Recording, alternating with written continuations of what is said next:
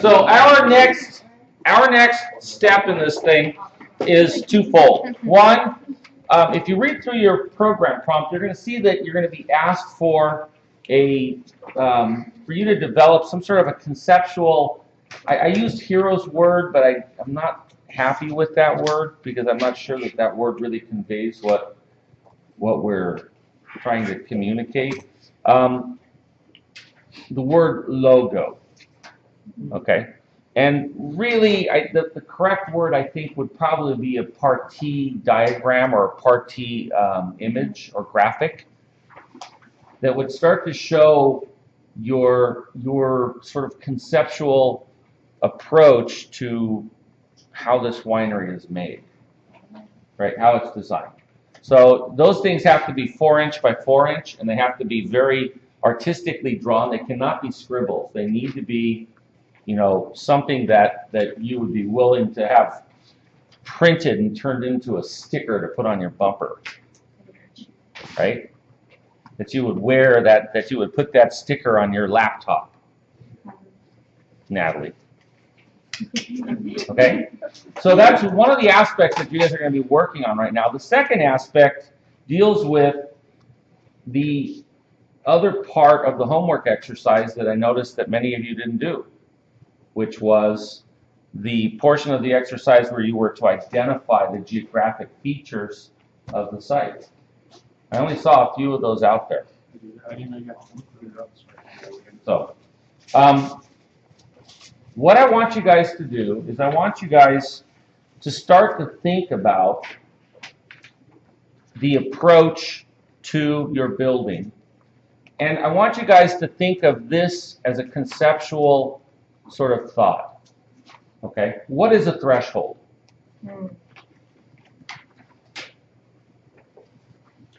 Anybody know? Why doesn't someone look it up? You all have Google on your phones, don't you? Get your phone out. Type in, what is a threshold?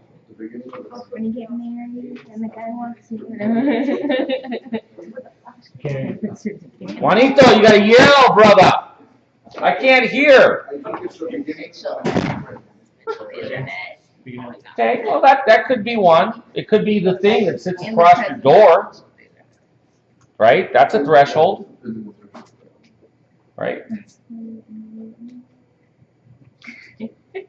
Have anybody ever, like watched these Hollywood movies where they talk about the threshold of pain where it becomes intolerable? I live on that line. Right? We all live on that line. Or is there a threshold between really, really cold and frozen?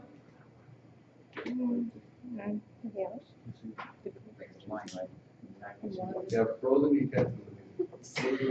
Well, there is a threshold right there where the water molecules begin to slow down so much that the water starts to get slushy.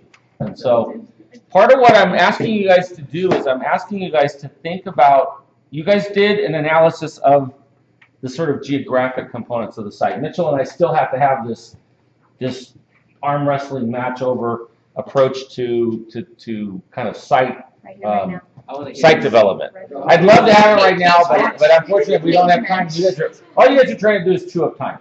So, no. Stay. I just wondered in here, we're on a little bathroom break. Oh, just stay. Hold on. Where's that? Did you get this? Did you have one of the sketchbooks last night? No, but I saw them. I was very impressed. It's very impressed. But I Finally got the first one. I highly recommend 10 out of 10 we recommend?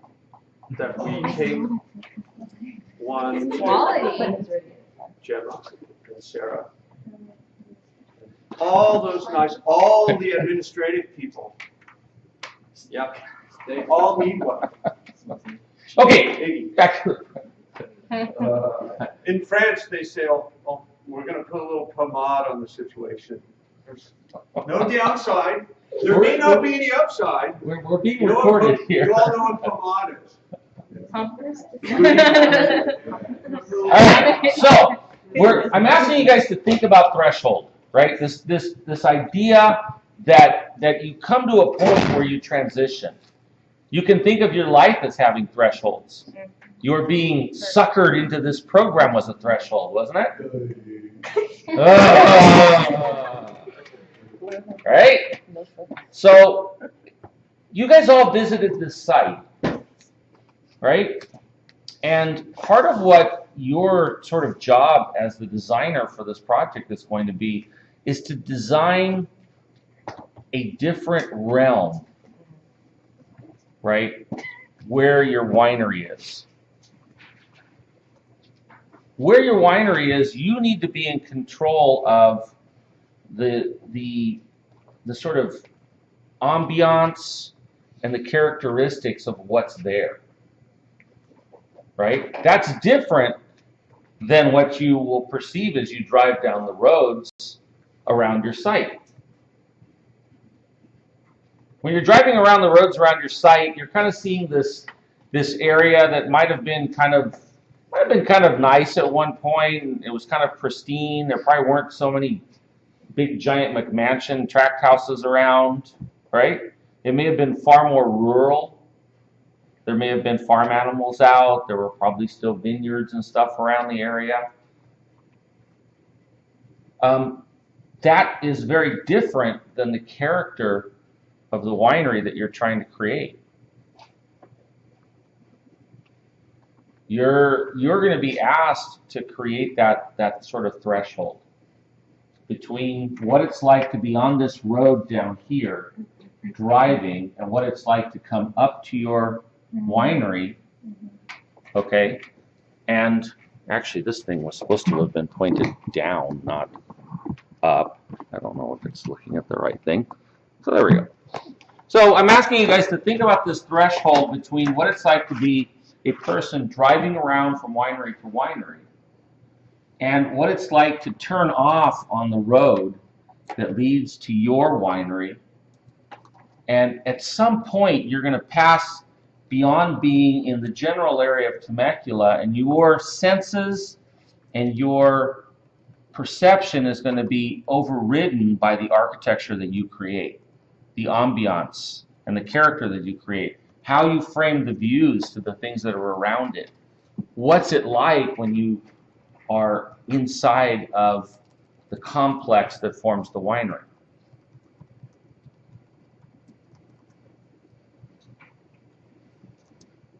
Okay? I mean, the character of that back patio at the winery that we went to was very different than when we were sort of driving around through the vineyards, right? I wouldn't say that that's like that the architecture there is spectacular. That's just the one winery that we happened to go visit. But you guys have all done case studies of some interesting wineries. Within those structures, there's definitely a very special character. And that's what you're aiming for with yours. So one of the things that I want you guys to think about is threshold between being sort of on the roads and being in your winery. The second thing that is very, very closely tied to that is for you to develop an approach idea. Are you going to create an axial approach to your building? Are you going to create an off-axis approach to your building? Are you going to create a spiraling approach to your building? So let's talk about those three different scenarios. So just as an example, if I was to say that this little box right here is my building, and I was to place it, say, right there, or somewhere in this general area, right? So imagine what it would be like to be in your car driving by and then seeing this sort of architectural artifact up on the hill, right? And imagine what it would be like if there was a road that led straight up to it, right?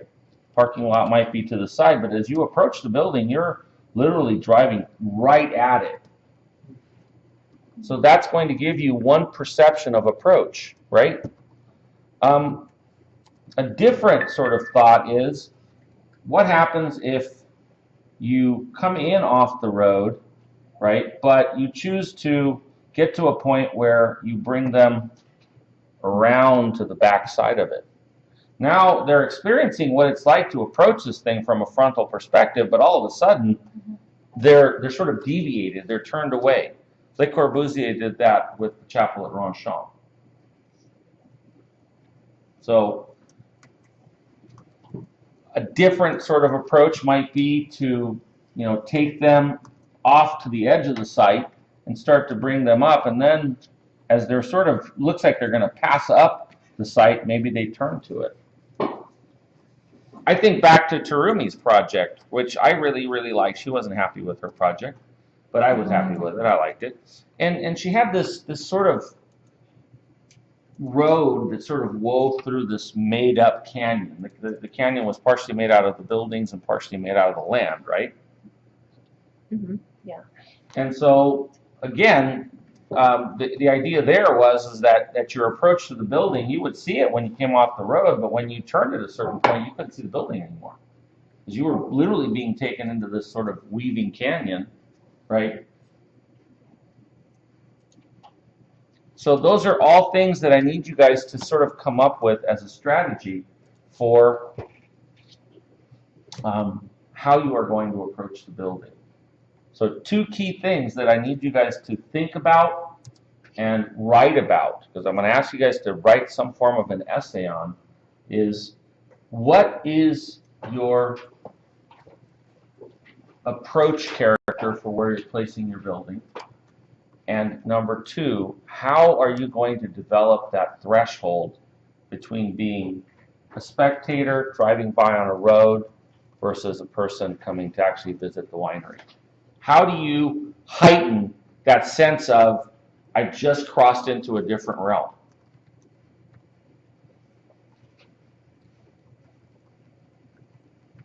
Did you all, no, that's not a good analogy. I'm trying to think of what a good analogy would be.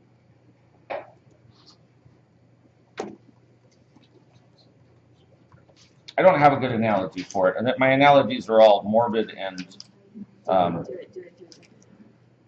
no, it's like, have any of you guys ever had to go in front of a judge before? Some of you have? Like if you got a ticket and you were trying to fight it and stuff? Right? Well, I mean, if you've ever had to do that, you know that it's one thing to sort of think about it, and it's quite another when you walk through the doors of that courtroom. So the doors of that courtroom are a threshold. When you're outside, you got butterflies and stuff, and when you cross that doors and you're inside of that paneled room and stuff, all of a sudden, it's a different world. Any of you ever gone to an emergency room?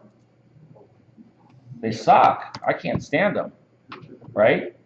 But when you're outside, you're kind of in your own world, but at some point, you cross a couple of thresholds. One, you cross the entry doors, and you're in that waiting room, and all of a sudden, the character of that space and what you're feeling in that space is very different than the character of what you felt at home or on the way there and places that you're kind of used to seeing.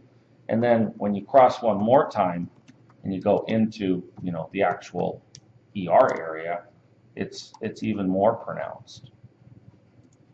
So again, both of those are sort of unhappy sort of scenarios. I was thinking about maybe graduation, but graduation isn't always. Disneyland's a good example. Disneyland is not a good example. Disneyland's not a good example of almost anything.